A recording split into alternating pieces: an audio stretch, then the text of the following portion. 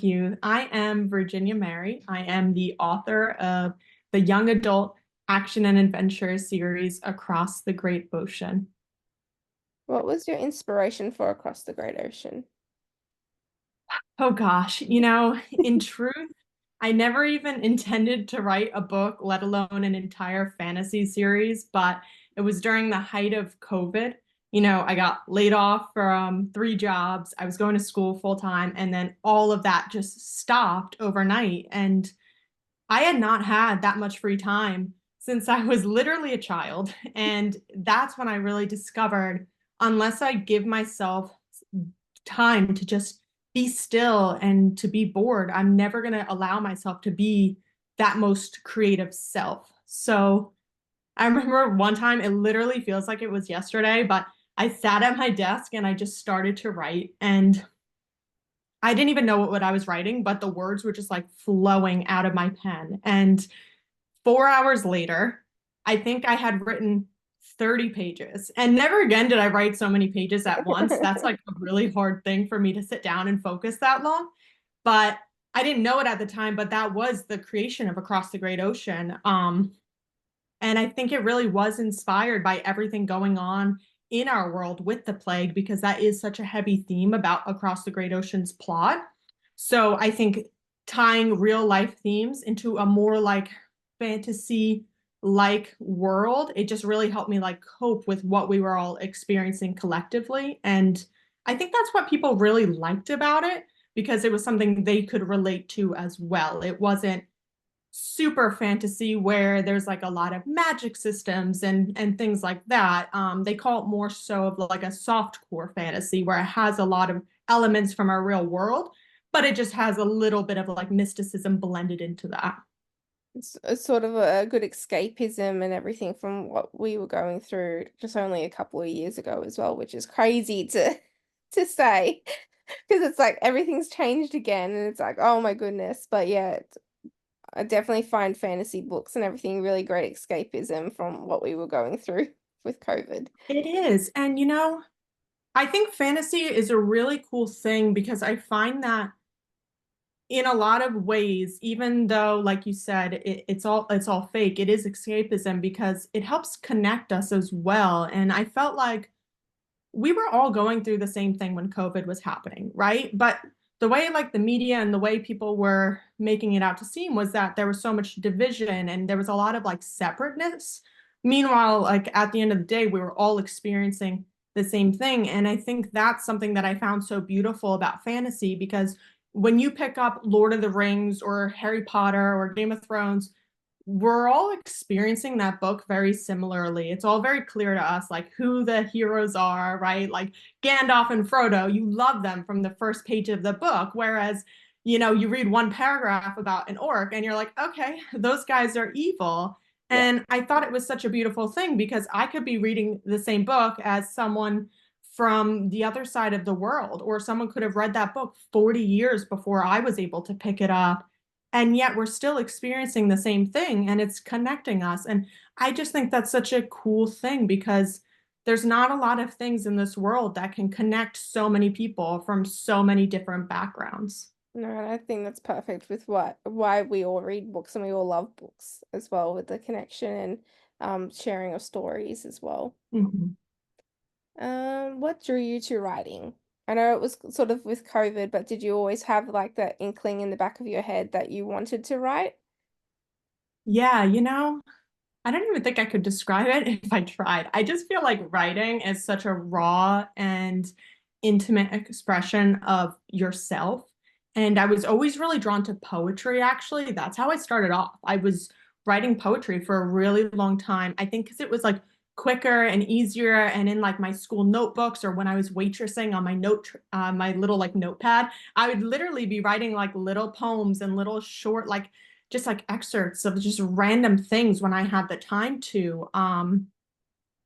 And something about that, I just love how you could really see into the depths of someone's mind. I feel like it's such an intimate form of media. So I would say I was kind of always a writer, but it wasn't until, like I said, COVID, where I really had the space and the time to like explore that more creative side of myself. I think there's always in people back of people's heads, especially like readers as well. It's like I could write a book as well. It's like just the time it takes to actually do it as well. 100%. There's so many things like that where I see like crocheting is the one thing I'm seeing a lot of girls doing that lately. And I'm like, that's so cool. Like, I would love to crochet a sweater or give that as like a Christmas gift. And I'm like, okay, let's be real. Like, writing a book is already taking enough of my time. And I mean, I do have a full-time job on top of that. So it's like you gotta pick and choose your battles, you know? I want hobbies, but some of them are just not realistic at the moment. What was your process for writing your books? So I know you said that it just started writing down with your other books. Have you started to like plot, or is it still just the let write and see what comes onto the page? Yeah, so it was George R. Martin. He says that like famous quote that I feel like every writer has heard at least once, but there's two types of writers. You could either be an architect and they tend to be like very rigid planners, you know, they have full schematics. I think the author of Harry Potter did that. Like she wrote every single thing down for 5 years, planning how the story was going to go, what all the major and minor plot lines were going to be before she even wrote a single page of Harry Potter. Whereas you have someone like the author of Game of Thrones, and you know, you consider him a gardener, right? He plants a seed, he buries it, waters it, and then he just sees what it grows into. And some people think that's like a really chaotic way of writing, and that's probably why he hasn't finished Game of Yeah. Thrones. So it definitely can be. But I would say I definitely started off as a gardener because I don't think it was until I got like 100 pages into the book where I even realized, oh, this is a book and this could be a series. And then I kind of stepped back and I was like, okay, if I'm actually going to be serious about this, I really need to like figure out a plan so that way I don't get too far in and only to realize, okay, well, this isn't going to work or this doesn't make sense. And it's always also one of my biggest pet peeves when there's like a silly little plot hole in a book or details that don't line up where they're like, oh, in one chapter, this guy has brown eyes, and then now you're saying he has green eyes. Like I'm the reader who picks up on things. I'm sure you're always reading, so you're Yeah. probably the same way. Yeah. So then I started mapping things out, and I have full family trees, timelines of like history, because you know, when you're world building and you get so involved in that, you know, a character might mention something about a country from 200 years ago that has since fallen, and you have to make sure that you're sticking to that. And it almost felt like overkill because, you know, I was like, this is my first book. I don't have an audience base. And is anybody even going to really pick up on that if I do make a mistake like that? And sure enough, when I had one of my first ARC readers, she was like, amazing, picked up on everything. But I remember she said, Virginia, like in this chapter, you said that they walked up 2 flights of stairs to get to their grandma's apartment. But in the next chapter, it kind of sounds like they only went up one staircase. And I'm like, you're right. I messed that up. And I thought that was so cool that someone was paying so close Mm, attention to something I created and they were really like analyzing it and getting so deep into it. And that was like one of the best things I've ever experienced as an author is hearing experiences like that. And luckily, she was an ARC reader, so the book wasn't released and I was yeah. able to fix it before it was. But I just thought that was so cool. So I would say I'm a mix kind of like a gardener and an architect. Like I'm a very organized and structured person. I'm a project manager as my day job. So those definitely are my strengths. Yeah. But I also don't like to pigeonhole myself because a lot of the fun I have in creativity is the adventure and kind of like flying by the seat of the protagonist. Her name is Nyla in Across the Great Ocean. She's 15, turned 16 in book one. And I get to experience a lot of what she endures right as she is. And I feel like that helps make her expressions a little bit more genuine and authentic because we're both kind of like, whoa, wait, what are we doing? How are we going to handle this? And I think when you're writing from the perspective of a teenager, that's a really important element to keep. Yeah. And also like I can also feel like when you're writing like characters can just say, actually, I don't want to follow the plan that you've already had in your head. I'm going to take it on. and completely different direction. That happens too. And then sometimes those end up being your best ideas. Like there's Hmm. definitely been times where I was like, okay, this is going to happen. And then this is going to happen. And then when you're doing it, maybe it feels clunky or just doesn't feel genuine. And you know, I know there's a lot of writers out there, they will say, like, okay, I have to sit down today and I have to write 10 pages or, whatever their rule is. But I also don't follow any rules like that because I try and keep the book really authentic to myself. And I find that if I do force like too rigid of a schedule, it takes the fun out of it. And Yeah. then I'm like, why am I doing this if it's not fun? And then what I am creating, it doesn't feel authentic. It just feels like the spark in it has kind of disappeared. So, I have a schedule where I do sit down to write, but I never have like a specific word count that I have to make or pages. I'm like, I'm just going to sit here and if it happens, it happens. If not, I'll just spend my time editing previous chapters, like because that still is growth in its own way and you're still making progress. Might not be the progress that you really wanted, but at least it's better than nothing, right? Definitely. You touched on it before, but what was with your world building as um how you go about it with going into depth with it. What is your approach to world and character building though? Is it more laid out or in a space, or is it sort of like on a notebook or that you just have with Yeah. you next to you? I use Google Docs mostly. So when I do write my books, I actually handwrite everything first because I'm typically writing in nature. Like that's just where I find the most stillness of mind, and that helps me be the most creative. So naturally, everything happens on paper. And when I'm making my timelines, I have them not only for the protagonist and her journey throughout the book, but I also have the world timeline, that spans a couple thousand years. So, like I said, if I allude to a random country that doesn't even exist anymore in the book, I don't completely forget about it because that would definitely frustrate not only me, but readers. And then I take all that and then I build it into Google Docs. And now I've got many, many pages of like my master note file, and it has every country, like what their banner is, ruler, any history that was shared, any like notable figures that would be relevant to the plot.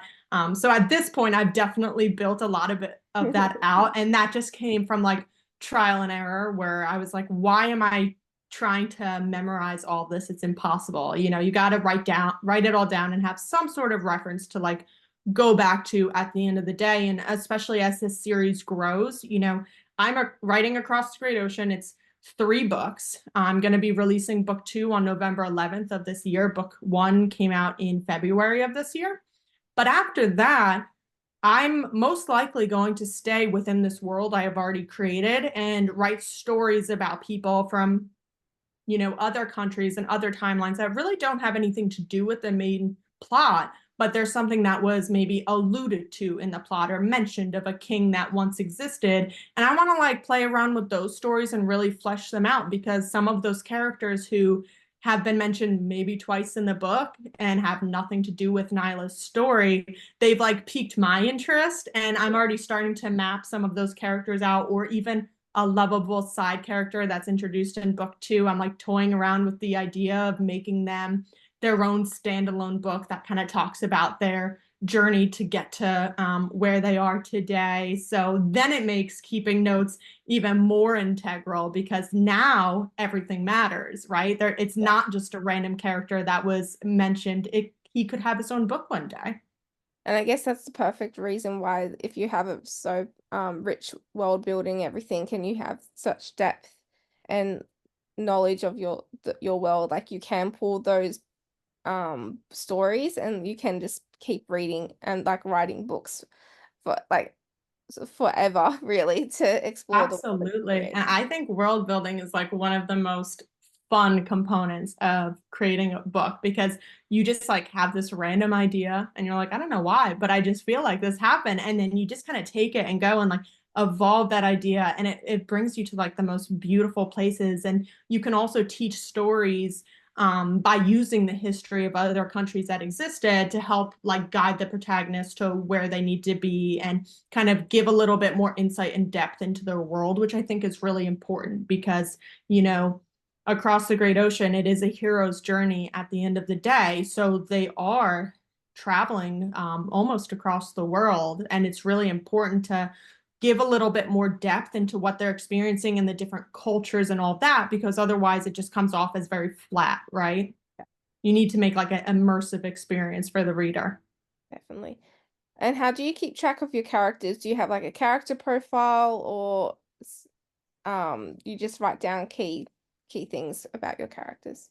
So kind of like what I have for the world timelines and all of that, I also do have, I track anything that I say about a character that's notable, like their physical description, emotionally, what they're like, if they have a horse, what type of weapon, and to describe that weapon in detail, because it's the little things like that where you're like, oh, did he have a broadsword or did he have like a really narrow one? And you start kind of like tripping up over those things. But as long as you take a clear record of everything, I just feel like it makes the whole process so much easier. But I have it all mapped out now.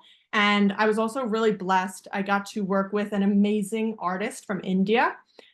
His name was Kairanish, and he's Kzart on Instagram. And he brought all of my characters to life. So in book one, there actually is in the ebook three separate art pieces that show you like what does Nyla look like, a little bit about her world. And the artist has since passed, which is really devastating, but it was so beautiful that his art was able to like keep the memory of him alive, because he's gained like so many followers and friends over the last year where had gotten really serious into his art, and it's leaving behind a piece of him that could just like be forever cherished. But he really helped me kind of bring them to life and like open them up in my eyes, because what I did was I would send him descriptions and scenes of the characters and I would say, can you draw this? And then he would just take it and run with it. So he would read it and then draw what he was seeing. And that was perfect because it helped me know, am I communicating properly as an author to the readers? Like, are we on the same page? And it was just so cool to see that we were. And he was just bringing the characters to a whole new level, you know? I definitely think that images and illustrations in books like help so much with making sure that we're all imagining the same thing as well. And also it's like, yes, that's how the author actually imagines their characters. That's perfect. I can sort of is how I imagine the characters matching how they are writing them, which is always I love seeing character art as well I'm from the same way. It just like makes the world so much more whole. yeah. And I did have someone from Turkey actually recently. They used AI and brought some of the characters to life based on how they perceive them, from what I had described. And that was so cool because I was like, oh, it's almost like fan art. And that just like that filled my heart and made me so warm that someone was so invested in the book that they were like, hey, I want to kind of see what I think these characters might look like. And they sent them to me on Instagram. And I was like, you just made my day. And I had just woken up and I was like, I could go right back to sleep. I succeeded today. My day's done. I've reached my Yeah. goal. I'm gonna end it on a high note and just go back to bed now. Yeah. Don't need it to do anything else. Yeah. Of your characters do you relate to the most and why? This is a tough question because they all resemble a piece of Mm. me. I think like a lot of people would assume that Nyla, the protagonist, and I definitely think there is truth to that. I think she gets her stubbornness from me, for better or for worse. She's a very stubborn character, and that's made me a little bit more reflective on myself. But I really do think all the characters kind of carry a little piece of me. Like it seems a lot of readers' favorite character, besides the protagonist Nyla, is a gentleman named Lago. He's her older brother's best friend, and he's just like this golden retriever, like very silly boy. And he's got a huge heart. He also does, have his shortcomings, but I think like some of his humor was definitely taken from me. It's like very cheesy, corny humor where I'm like, I think I'm probably going to be the only one laughing at this, but people find him really endearing. So I'm like, okay, he's still lovable. It works. But a lot of the characters were just inspired, obviously, by people in my life that I love, people I don't love in life. You got to get your villains from somewhere, right? Yeah. So they're all kind of like a cultivation of everything I've experienced in my life, just like put into characters. How has writing and publishing a book changed the way you see yourself? Or has it? That's a good question. I've always been really ambitious, and I feel like when I tell myself that I'm going to do something, I do it because I think it's really important not only to keep your word to other people, but it's almost more important to keep your word to yourself. Mm. So I feel like when I made that internal decision, I think I'm going to publish this book and actually do something with it. I had to stick with it. As soon as that idea came to mind, I was like, okay, this is what I'm doing. So in some ways it like hasn't really changed me, but in other ways it's really reaffirmed to myself, you know, you could do anything you want as long as you set your mind to it. So that was always really important to me to see. I guess there's always it's sticking to your word and the follow through as well. It can be the hardest thing to do, but like the most important thing to do if you want to accomplish anything. It really can be. Yeah, I couldn't say it better. Exactly. Are there any books or authors that inspired you when you were writing or to write? The first one that always comes to mind, have you ever read The Outsiders by S.E. Hinton? I think so. Vaguely remember the name. Yeah. So that was something, it was a part of our school curriculum, and I want to say middle school or maybe early high school. I had already read it before it was a part of the curriculum. My father brought it home, I think, from like the library or something, and he's like, "Oh, you would really like this book. It had been around for a while." And when he gave it to me, I didn't know that it was written by a female author. That's why she went by S.E. Hinton, because it was I don't know what year it was published, but it was older, and she still felt like it was a little bit controversial to come out as like a woman publishing. And then I found out that it was actually published by a 16-year-old girl. And it is one of the most touching books you'll ever read. It's about a young boy in America growing up in a poverty stricken area, and he's involved with like a neighborhood gang. And it kind of goes through his experience of, he doesn't have parents, but he finds brotherhood with these boys. And it's kind of focused on overcoming trauma, which is a major theme in Across the Great Ocean. So definitely inspired it in that sense. And I was just so blown away. Like to this day, I have the first page ingrained in my head. It starts by saying, it's the main character, Pony Boy, reflecting, and he says, "When I stepped out into the bright sunlight from the darkness of the movie house, I only had two things on my mind: Paul Newman and a ride home." And my brother, too, who does not read, had also read that book, and to this day, he also remembers it. And I just think it's cool. I think it really inspired a lot of people around my age where I grew up. Mm. Especially if it was it being a 16-year-old female who you never really see or hear about young adults publishing books. Not at all. And you know what? I think that actually led me to write my first book, which I never published and would never show anybody because it's the most cringy book you'll ever read. But I hand wrote the entire thing and I still have it to this day. But it's about a young boy in high school, kind of like navigating that. And I wrote that in middle school, and it was my first full length novel. And it was funny because even when I wrote that, I never thought anything about, like, I never thought into it. I never identified myself as a writer or as an author. I was just like, oh, like everybody writes books. Yeah. That's just like a thing people do. I didn't realize like that was something unique, and it was a skill that I should really explore and try and fine tune. Because after that, I really just got into poetry for about like 10 years before I started working on Across the Great Ocean. It's just kind of like interesting Yeah. looking back and seeing like, how did I not realize that was such a big part of me and I'm so passionate about it? Yeah. And I guess it's always, what you do as a child, you don't really necessarily think of it because, you always do creative writing in high school. In Yeah. school, you have to write like a short story or something.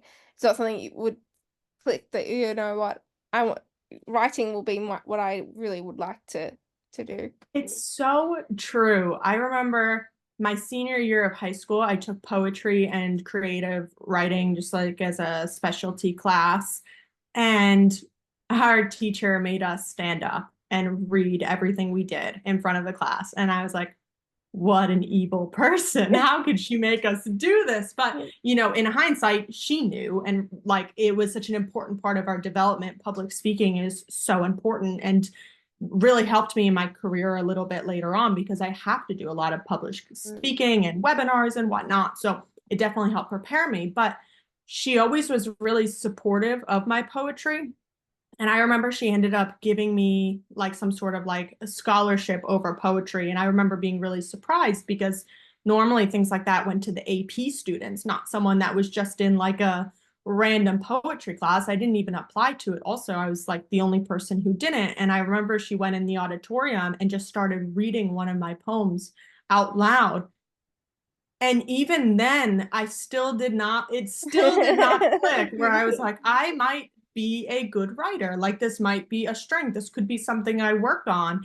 Even then, your kid brain's just like, oh, that's interesting that she did that. Like, Yeah. I just went to work as a hostess at a pizzeria later that night and my day was just normal. But it really meant something to me because later on, I really started to think back on that. And then I've since heard because of course I sent her a copy of my book when it came out. She said, I still have your poem hanging on my wall. And that Wow. really helped things start clicking. I guess I'm a slow learner in some ways. I don't know.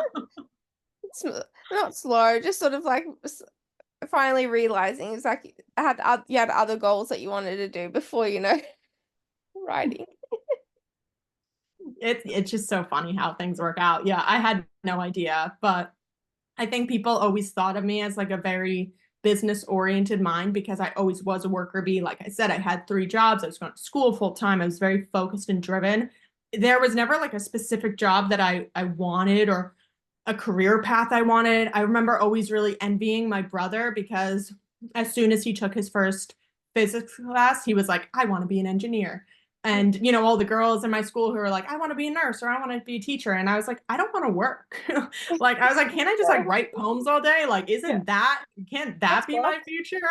And I never even thought of it as a career. And I think that's kind of what made me get into like project management because it's a little bit vague and you could do that at a tech company if you wanted to. I work in tourism, so it's a lot more fun Yeah. than, being a project manager at like a finance company. I get to do a lot of like traveling and things like that and experience new cultures, which was also really big inspiration for my book. In Across the Great Ocean, Nyla is like traversing a landscape to get to a different country to get help for her people. And a lot of her journey walking was inspired by a lot of like the different traveling that I've done personally. I've driven across the country of the United States, like back and forth, like 8 different times. And every time, you see a different piece Yeah. of culture that you didn't previously. And you always meet different interesting people along the way, whether it's bumping into them at like a coffee shop or whatnot. And I really took a lot of that and wove that into Across the Great Ocean, really without realizing. In some ways, it's funny what happens subconsciously, how much of your life gets projected into a literary work like that without you even realizing. Um, but yeah, it really was like a little piece of me. But I never really thought about like what I wanted to do outside writing because I was just so focused on moving forward and going to college and getting a job that I never really stepped back and thought like big picture, like what would make like in 50 years from now, if I look back on my life, like what would make me say, okay, I really lived my life authentically to myself. And then now that's what I'm really pursuing. And I guess that's what sort of always ingrained in us. Like you have to go to uni or college. You have to have like a career as well. It's like, no, no, no, I can do something that I enjoy and have a perfect life as well. And it's so crazy because when you graduate high school, you think you're so grown, right? You're like, I know everything. I know who I am, but you're a baby. Like you were definitely a baby. And to tell a kid, okay, now you need to go, spend all this money, go to college and figure out what you want to do for the rest of your life. I just always thought that was so insane. I was like, how do you ever know that, especially if you don't have a passion for a specific profession that you like know is profitable, like being an engineer or a nurse. It's like that's really overwhelming. And I think it just gives children like almost like a warped perception on like what success is, where you're never allowing them to take like that time and space to really determine like, well, who do I want to be? Not just like what do I want, like materialistically, like where do I want to have graduated from? Like what would actually make me feel like I'm living the best life. Mm. And I guess that's why a lot of people, especially like our age and everything, sort of have those career changes that they go through multiple jobs. Like they do like teaching for 10 or 15 years and you're like, actually, I don't like that anymore. And they'll jump Mhm. to somewhere else. So I guess that's sort of why we don't have people who are sticking in the one job really now. There's that career change that happens. And Yeah, or they and like go back to school yeah, and get re-educated. Hmm. I have already had like I studied to be a teacher and everything, and I love teaching and everything. But I do know some of my cohorts sort of said, "Oh, this isn't going to be for what I do forever. Like I will do a career switch. What can teaching help me with later on?" And I'm like, "Well, okay, that's fantastic. That's not how I thought about thought about going to uni. So it's interesting the different perspectives, even in just doing that, picking a career. You know, I'll switch careers soon as Hmm. well. So it's interesting. What would Yeah, and I think people just feel so stuck. They'll end up in a career that maybe they realize down the road isn't fully aligned with themselves, and they're like, well, I already invested in this education. Like, what could I do? Like, who would take me? And, they're not realizing all the different skills that they achieved from that role as a teacher. Think of all the amazing qualities that you learn, like public speaking, organizational skills, working with a team, because working with children, if you know how to work with children, you could be, I feel like, any project manager leading a team. Like you won, I couldn't do that. But they're so focused on like what their job actually is that they're not yeah, focusing on the skills they acquired from it. And once again, it just makes them feel pigeonholed and lesser. Meanwhile, like that knowledge is completely transferable to like 100 different fields. definitely. What was the most valuable piece of advice you've been given about writing? So much, so much. But the one that comes to mind actually wasn't given to me in regards to writing, but it was actually in college. I had to speak publicly about a famous speech, which sounds like a silly project. It was a speech about a speech, but I did mine on Jim Carrey. He did a commencement speech at some like college, and he was telling the story about how his father was like the funniest person he knew, and he could have easily become a comedian. And I guess that's where Jim Carrey got a lot of his humor from. But his father didn't. Instead, he chose a safer job. He became an accountant. He's like, I need to support my family. This is the right decision. It's practical, right? Because that's what a lot of people experience. Only that practical job that he chose, he got laid off when he had a few kids. And Jim Carrey says that's when he realized, I think the quote goes like, you could fail at doing what you don't want. So you might as well fail at doing what you do Yeah. want. And I think that's a really good lesson to keep in mind because, like I said, I have a full-time job. I'm not trying to pay the bills writing. That would be beautiful if I did. But it's really just like a passion project. But that said, it still doesn't mean that like there's no sense of failure. You could release a work and a lot of people could not like it. And for a while I was kind of like worried about that, almost like imposter syndrome. Like, why do I have the right to publish a book? Why do I have the right to take anybody's time to read my books? Like, I went to school for business management, not like literature or anything in that realm. And I don't know. I just kind of looked around at all these other self-published and traditionally published authors, and I just thought, if they could all do it, why can't I? And from that, I think everything just evolved on its own because everything you need is already within you. So if you want to create something and you're doing it for authentic, true reasons that are aligned with your passion, I just feel like at the end of the day, you're already successful just by publishing it because your goal was only to create. So as soon as you publish it, like you already succeeded in your goal because you created something and shared it with the world. So whether gets you a reader fan base or followers or money, anything like that, it's all just ancillary at that point. So yeah, I think I would have to say that speech by Jim Carrey, if you've never heard it, it's genuinely incredible and it's super motivating and you could apply it to anything you want to do in life. And I would recommend anybody goes and watches that. That leads into what advice would you give a writer working on their first book? Oh, advice to a writer. Yeah. Um, okay. This is another pop culture reference, but have you ever seen that funny video? I know we're in different countries, so you might not have, but there's a video of the American actor Shia LaBeouf from Transformers, and he's standing in front of a green screen and he's just screaming, just do it. He's like, whatever you want to do, just do it. And if you haven't watched that video, you definitely should because you'll get a kick out of it. He looks absolutely insane. But I think like everybody makes fun of him for that video. I think he is so spot on because that is the truth. Like, just do it. Like, it's not uncommon in like the literary circles that I'm in online that when I tell someone I published a book, they tell me, "Oh, I'm thinking about publishing a book as well." And I feel like they're so overwhelmed just by all the things they know they have to do to write that book and to get it published that they're crippling themselves and they're blocking themselves from even being able to just get started.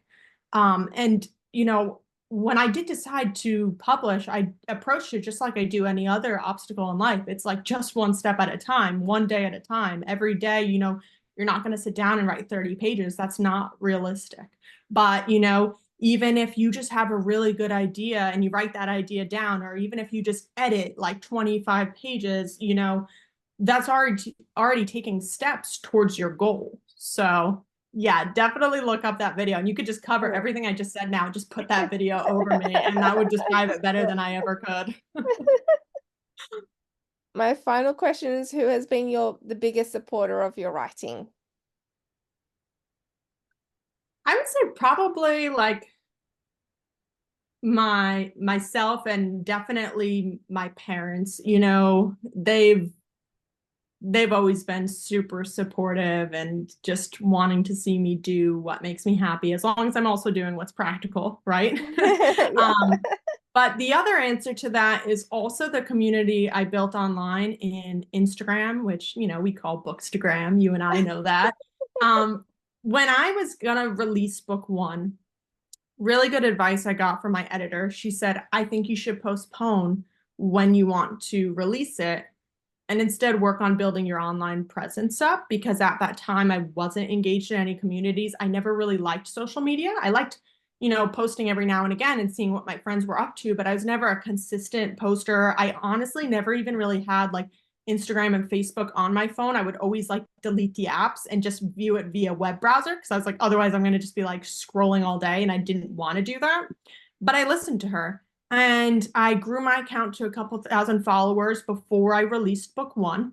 And that's why I was able to get ARC readers and all of that. And I think that was probably some of the best advice I ever got because, I remember she said, like, so you're gonna publish this book to who? You're just throwing, like, you worked so hard on this and you're just going to throw it into a void where nobody even knows you. Like, you need to, take the steps and really establish yourself. And I was nervous going into it because I think we've all heard so many horror stories of like cyberbullying and like, people getting made fun of for posting things about, books and like things they're creating. But honestly, like the community that I was able to find in Bookstagram has been absolutely incredible. And I've yet to have a bad experience because once again, I just think if you're being really authentic to yourself and focused on what you're passionate about, people see that and then that's who you're attracting, right? Like if you're making an account and you're really modeling it off of other successful bookstagrammers and you're not being as authentic to yourself, then it might attract kind of like a strange audience that could be problematic. But I've just been really blessed. Like the people I've found have been so beyond supportive. And now, Across the Great Ocean has been out since February and it's been read in 10 countries which I That's amazing. never would have thought. Like, I never. And now, like, someone will reach out to me, someone in Turkey was like, hey, I want to read your book, but you don't sell it in my country. And I'm like, I'll just send you an ebook. I don't care. I just want to say that, oh, it was read in Turkey. How cool is that? And yeah, that really helped make this process so much easier for me. And I just felt so supportive. And it absolutely blew my mind. I'm sure you've had a lot of similar experiences in this Yeah. community as well. It's amazing how like just the small like something that we all do, reading books, it grows such an amazing community and very supportive as well. And like even the author community as well, that so supportive of everyone and it's just amazing to see everyone just sharing the love of their books and helping each other out as well.